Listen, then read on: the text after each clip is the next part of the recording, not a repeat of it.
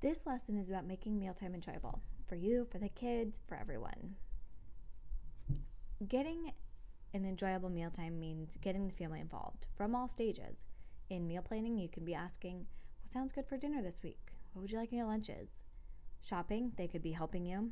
Prepping, in the kitchen, washing, chopping, storing foods away. Cooking, and of course, helping with cleanup. It's important that our kids have a healthy and safe environment for their meals.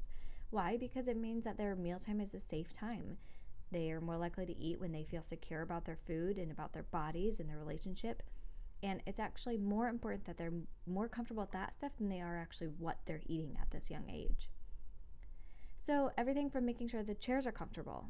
Are they easy to sit in? Are they easy for them to get up and get down in by themselves? Do you do rotating seats or do you do assigned seats? No one way is better than the other, but it's something to think about for your family and what seems to work best for you.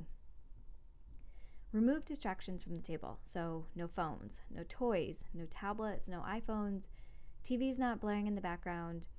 If your kid is very easily distractible, no dog, no animals in the room. Make sure that it's just a quiet, healthy environment to be eating in. If you like music, research show that the quiet, calming music is better than, pump up loud music or even playful music. As I've mentioned before too, self-serving is encouraged, so make sure kids serve themselves, and we'll talk about that in a different lesson about family style meals. Make sure that your children feel secure about food, just kind of reiterating that. The safe environment, the healthy relationship with food, no picky eating, not worrying about whether or not there'll be food on the table. This stuff is really important, and again, I think it's more important than whether or not they eat 3 servings of broccoli a day or 3 servings of vegetables a day. It's important that our families eat together. Now, obviously, this is not always a possibility, and that's totally okay. But when you do have the option, when you can maybe reschedule things around, when you can maybe have family breakfast instead of family dinners because it's going to be crazy at dinner time, research shows improved academic performance in children. They're more likely to make better decisions around drugs and alcohol, more likely to eat healthy food, and less likely to develop eating disorders. Not being a short order cook. Moms, this is hard, but you need to set boundaries, and we talk about this in another lesson too. Boundaries and consistency here, and your rules and your expectations. If you're always giving in and you're always saying, fine, you're not eating this, fine, just go have a grilled cheese, fine, just go get a peanut butter and jelly, fine. Well, then you're making that okay, and you're going to continue to be a short order cook, making 2 meals, 2 options. But if your kids are young right now, you have the option to set the standard now. If your kids are older, well, then they can be involved in the cooking. If they don't like what is being served, go make something else.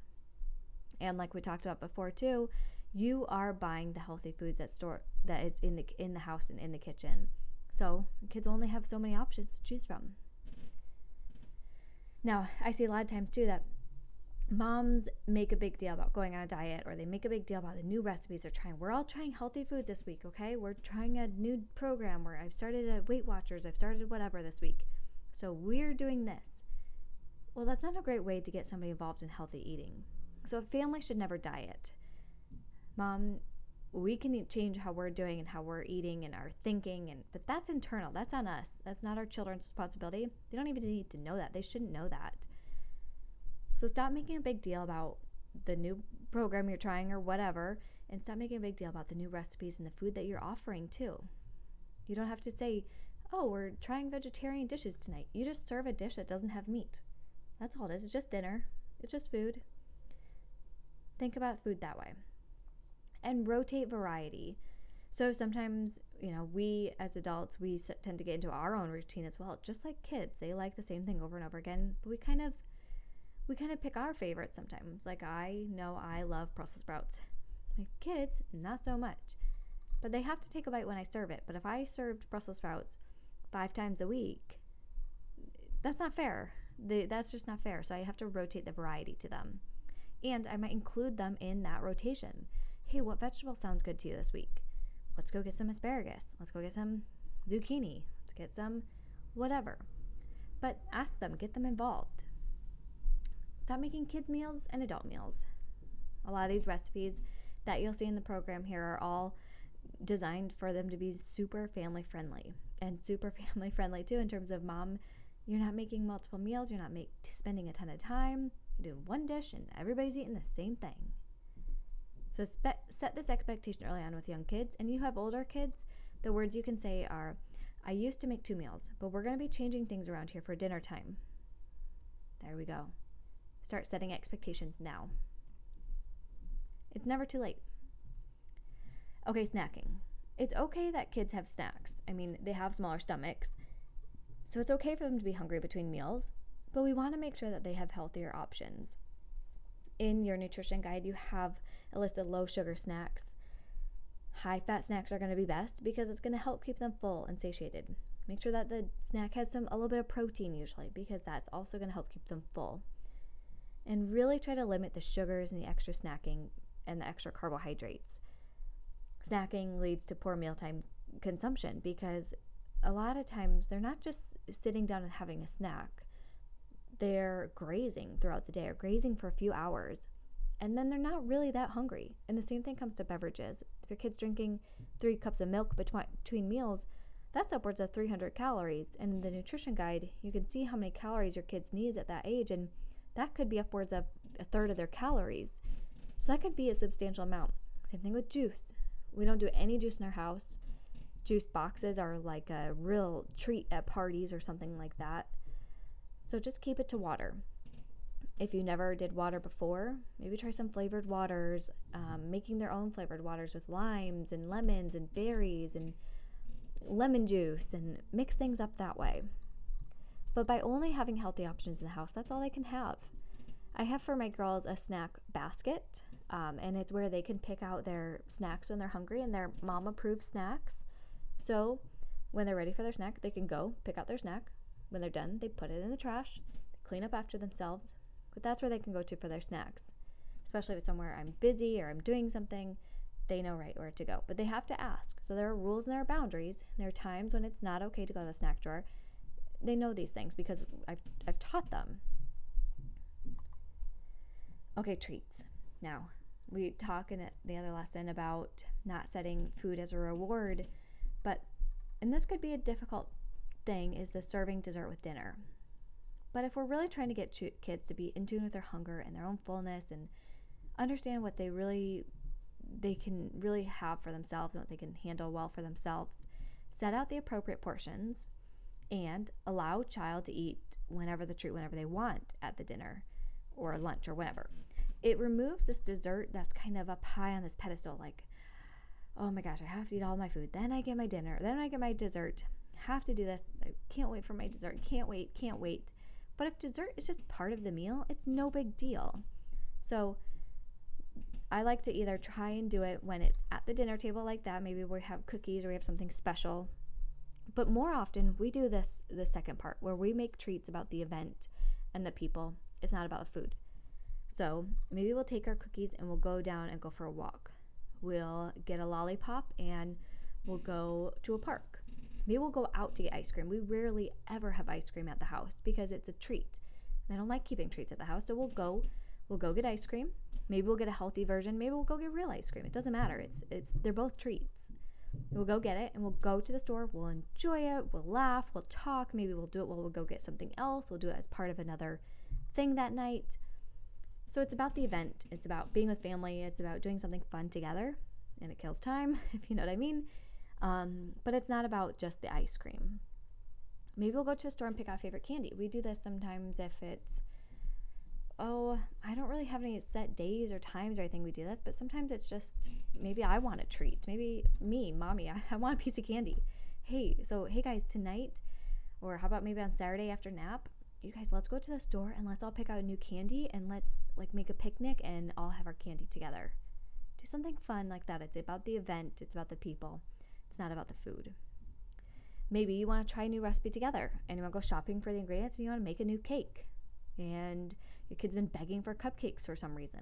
Try a new thing and go make them together and make it a whole event. Make it a whole thing.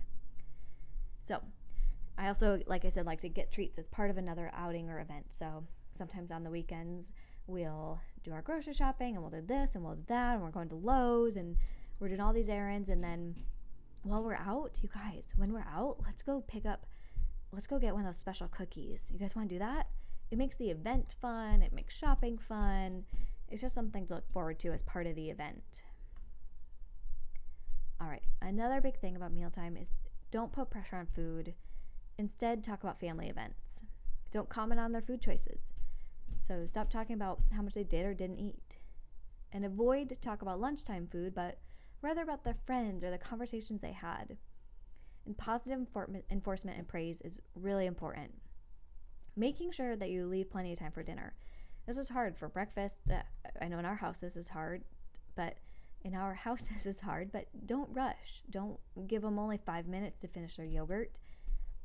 But you also can't drag it out either. I talked to a mom once who said that, she just never finishes her meal, and they were giving them up to an hour to sit at the table. There has to be some boundaries there with dinner's done, we're done, at a certain amount of time, whatever seems comfortable and right for you guys. So you can't drag it out either forever. So you have to have a start time and an end time, and especially if your kid's getting up and playing and coming back to the table, going down and playing. A thing you could say is, when you get off your chair, that tells me you're done. So I'm going to put your plate away, and then we're done with dinner. And they're not coming back because you put dinner away. You need to stick to your word. My mom used to do this, and I still love it. But we would do taste testing nights. My mom would do the mystery food night, and she would come home with some weird, crazy thing, and it was just really fun way for us to try new food. But you could do something like mango or passion fruit, kiwi, ugly fruit, try a new cheese like Swiss cheese, or a new meat or a seafood. Maybe it's trying a new recipe, or maybe it's allowing the older children to help and pick out something crazy at the store they've never had before. So just kind of making mealtime fun. This is a fun way to do it. Maybe you do this on a Friday night after dinner, and then we're pulling out our mystery food night, or mystery food item, and you're making it just kind of something fun to add into the mix. Now, if you're doing a whole new recipe that night, you probably want to have a safe bet or a backup. Themed nights are a fun way to help with your meal planning and meal prepping. This can be especially helpful if you like planning your whole months out in advance, because it can kind of give you a baseline and a guide without having a set recipe that you're going to follow that night. So I wouldn't say that every single night I have a theme night, but I like it. I like to make it fun, and I like to do it sometimes. So this is just some examples that you can use. Maybe you only do it Monday through Friday, you have a theme or kind of a schedule, and then maybe you throw some other fun nights in on the weekends. Or maybe you can use some of the ideas there on the right in the yellow just to mix things up and to help yourself be a little more creative. Pinterest is kind of amazing when you look for fun nights like this, like seafood night.